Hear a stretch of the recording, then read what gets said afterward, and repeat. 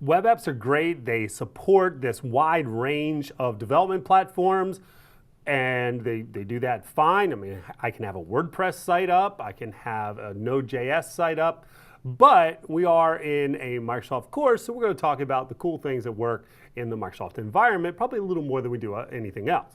And one of those things, and if you've ever worked with ASP.NET in Visual Studio, you're actually probably familiar with this, and that's the idea of the Web Deploy Protocol. The Web Deploy Protocol is a communications protocol, but more importantly, it's really a deployment package protocol.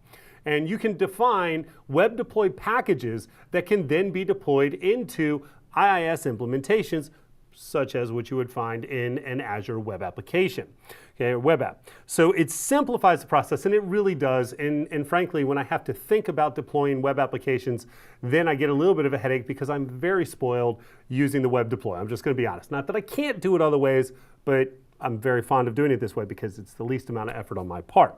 All right, so it simplifies it, and it simplifies interaction with web states and IIS server. All right, and it's got a standard package format and really is just a deployment package. And you can deploy these, right? And my favorite way to deploy this is right down here. We'll jump ahead a moment. I can deploy these directly from Visual Studio or Web Matrix. And if you don't know what Web Matrix is, that's okay. If you do, great, but not really hitting that in this course, but you can deploy web deploy from that.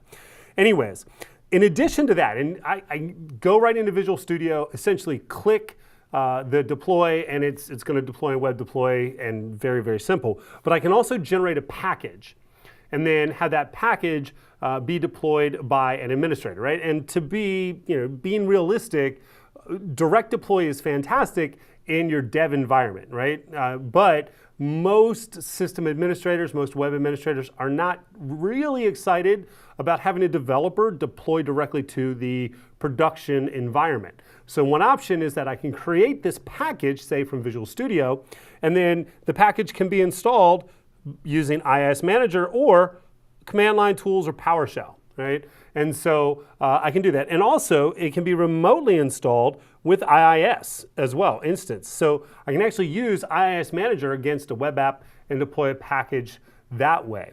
All right. Also, there was one other thing with the package. Oh yeah, you can actually generate these packages from IIS. So if you have, for example, an on-premise environment where you've got a web application and you want to migrate that up as a web app, one option is use IIS for your on-prem to actually generate the package and then use your tools to deploy that directly into the Azure web application environment.